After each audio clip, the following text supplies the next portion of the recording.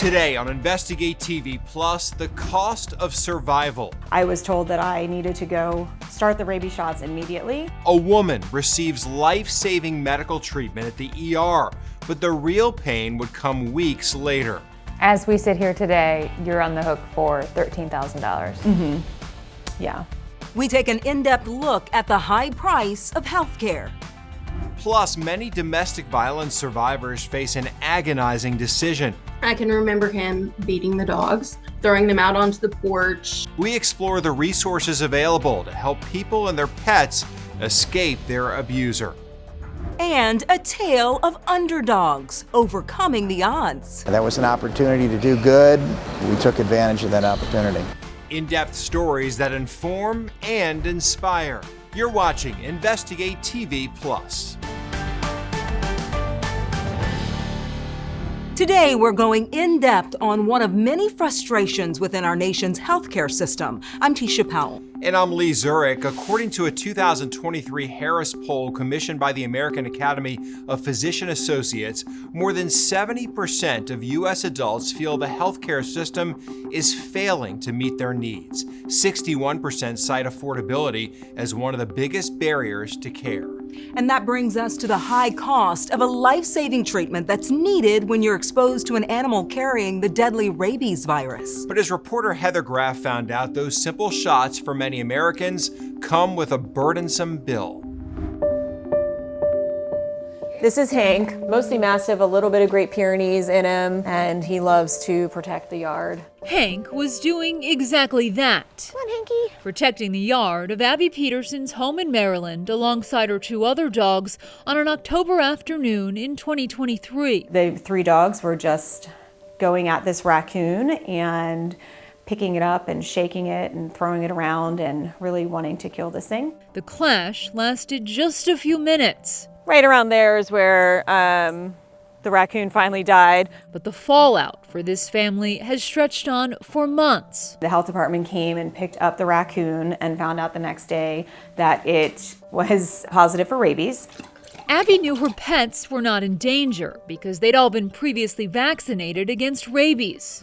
But she soon learned the health department was worried about her. Because I was the one that washed the dogs and cleaned them up, and there could have been raccoon saliva on the dogs that I had touched. I was told that I needed to go start the rabies shots immediately, and they told me that I just should go to the local ER. Then, when she got to the emergency room, Abby received another urgent directive. The PA on call there asked me where the rest of my family was, and she said, well, they all need to get their treatments too, because what if you didn't clean the dogs up thoroughly? And she looked at me and said, do you want them to die? And I said, well, no. So over the next 2 weeks, Abby, her kids, and her husband all got a series of rabies shots.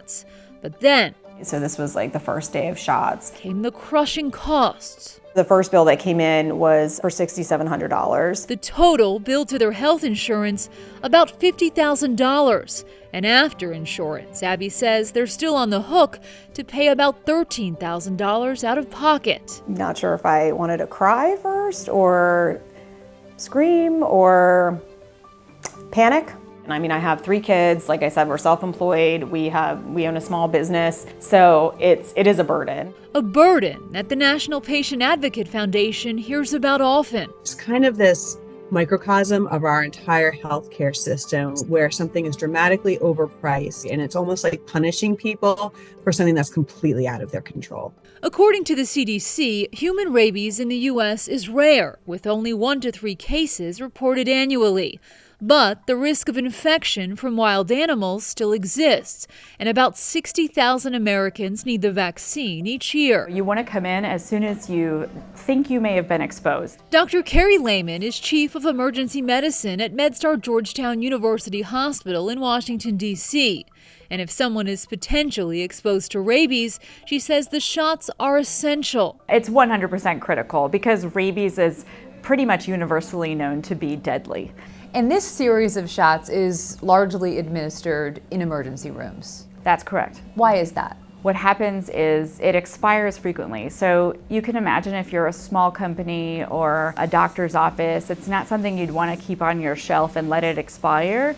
if it costs a lot of money. And the second problem is supply, since it's not made by many, many different companies. And that leads to a third problem. As soon as you go into the ER, you're tacking on all these extra costs, and that is built into your final price. Yeah, I mean, I think that is a worry. Obviously, as a physician and someone who works in a public health arena, I want people to get the shots that they need. And on Capitol Hill, we found another physician and congressman who feels the same way. That should never be a choice. Representative Ami Bera of California says it was his own run-in with a rabid fox that opened his eyes to this cost of care issue in the spring of 2022. Felt a nip at the back of my left ankle, and it was a fox. And I had my umbrella with me, so I was fighting it off, but it kept coming at me. The fox bit at least 9 people on the Capitol grounds before it was captured.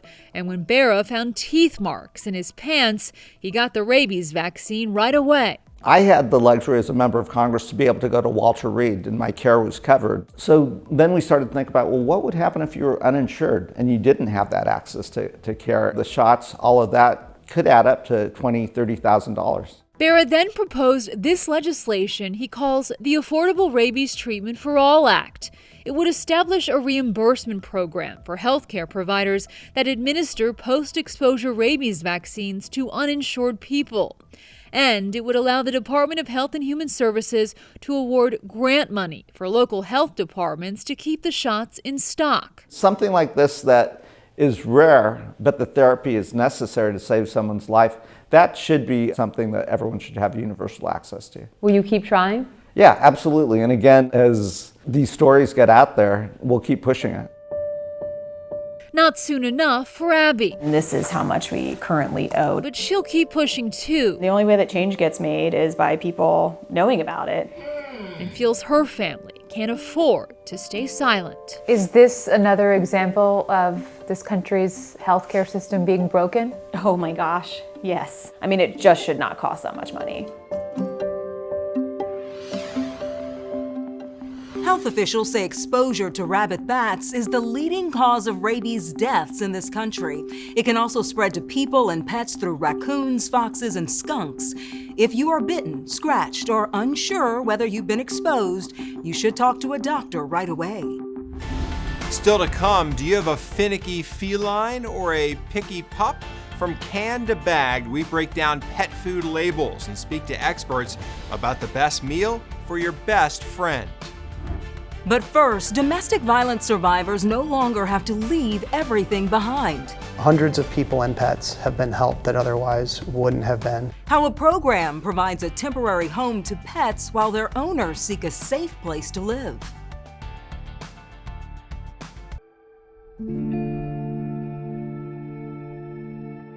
Every minute, nearly 20 people in the United States are physically abused by an intimate partner.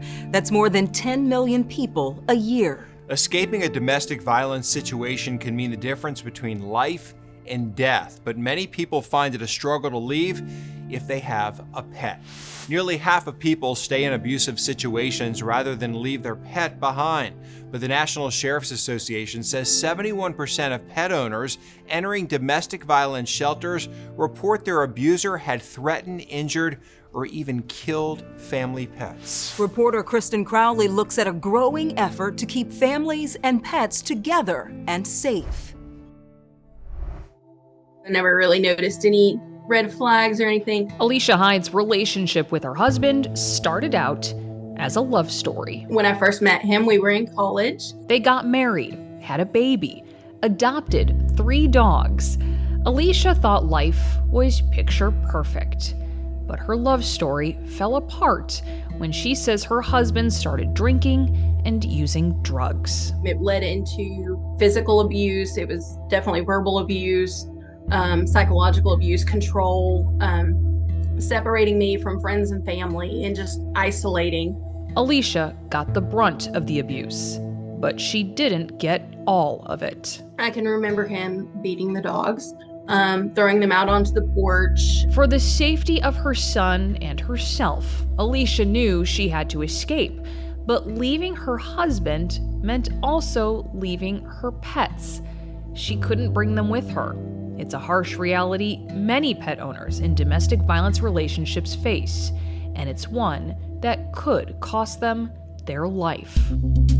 Research shows up to 48% of people in an abusive relationship delay leaving because they can't bring their pets. That really just kind of stopped us in our tracks. It was something that we didn't know of. We didn't know it was a crisis. Friends and business partners Andy Bond and Matt Krentz never worked in social services or had any formal education about domestic violence issues. They were just two pet lovers with a technology background who wanted to help. Pets that are being owner surrendered, like they belong to people who want to keep them.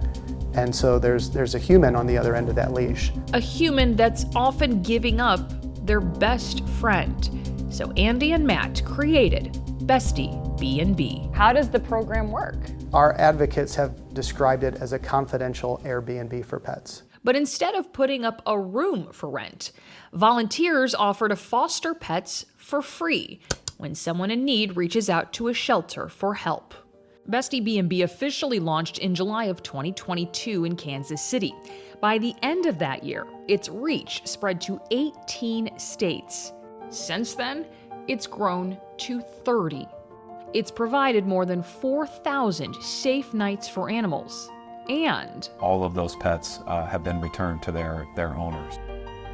The realization of this need has led to other crisis pet housing programs. Purina launched the Purple Leash Project in 2019, and Hillary Pierce with Hill's Pet Nutrition launched one with the YWCA in Kansas in 2021. It's just truly a lifesaver for them to know that they can get out of their situation. Pierce says demand for these types of programs is growing, and with that comes a special need. Foster homes are a big challenge, but funding is also a big challenge, and having volunteers and people. We don't want anyone to have to make that decision. Bestie B&B's goal is to eventually be in every state, providing help in every community. But it too needs people to step up in order to make that happen. Hundreds of people and pets have been helped that otherwise wouldn't have been. And within 1 year, a year from today, we're going to be talking about thousands. Alicia wishes she could have been among those numbers. What happened with your 3 dogs? I had a friend that took one of them and the others went to a shelter. Alicia's husband was eventually charged with multiple domestic violence-related crimes, including aggravated assault. He died before his case was over. While boarding Alicia's animals wasn't an option for her at the time, she's grateful it is now for others, because she knows so many people out there could use it. You can sign up to volunteer as a foster pet home with Bestie B&B by going to their website, bestiebnb.com. Even if Bestie B&B is not in your state, it says it will work with agencies in your area to try and connect people with resources available. Some domestic violence shelters do allow pets. The National Sheriff's Association recommends preparing pets for a quick departure by collecting vaccination records, the pet's license, medical records, and other documents, and ask for help from animal care and control officers if a pet needs to be retrieved from an abuser. Never reclaim animals alone. If you or someone you know needs help, you can call the National Domestic Violence Hotline at 1-800-799-7233. Still to come, Saints and Saviors. A dog with just days to live is given a second chance thanks to a team of self-proclaimed underdogs. But first, from ingredients to cost, finding the healthiest pet food for your cat or dog can be confusing. We break down the labels and hear from the experts about what's best for your furry friend.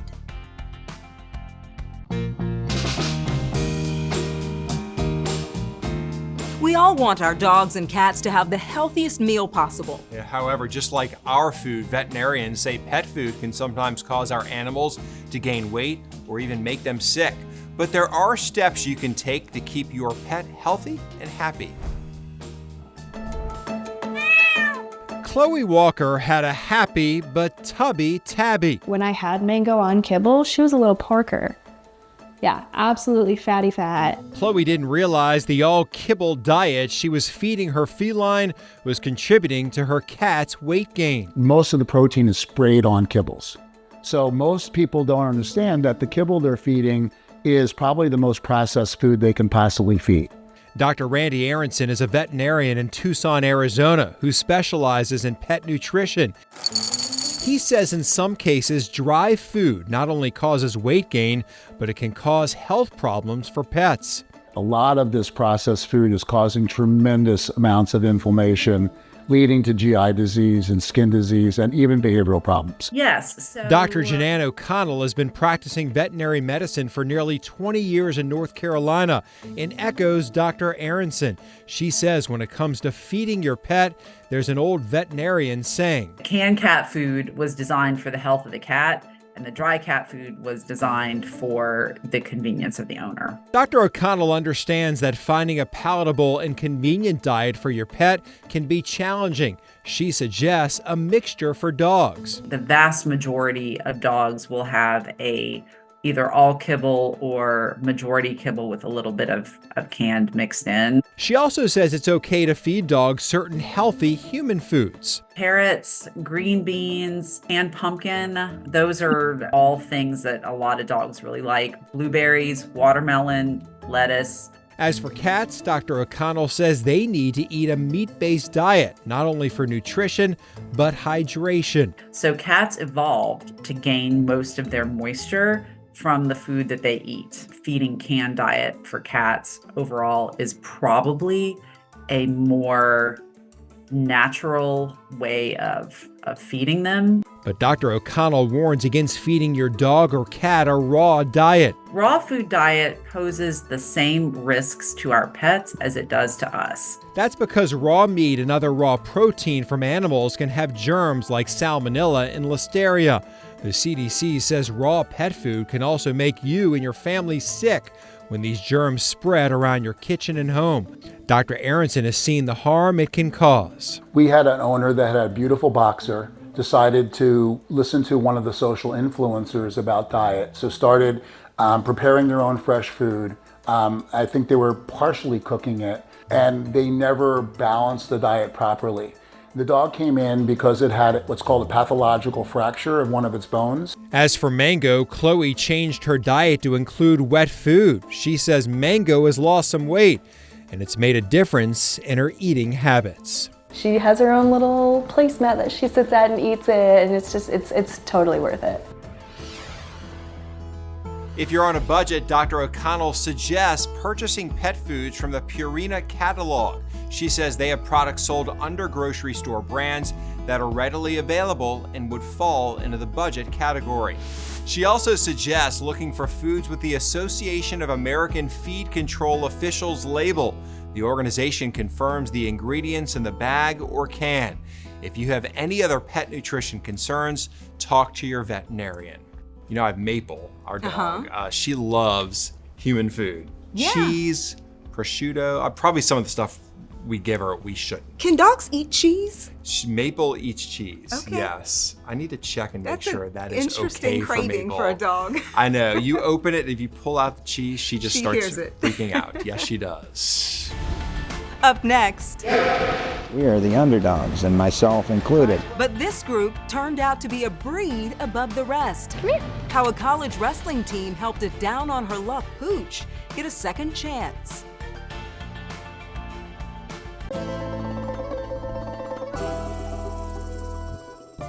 The American Kennel Club says the Saint Bernard is one of the world's most famous and beloved breeds of dog, gaining their name from the dangerous Saint Bernard Pass in the Alps between Italy and Switzerland.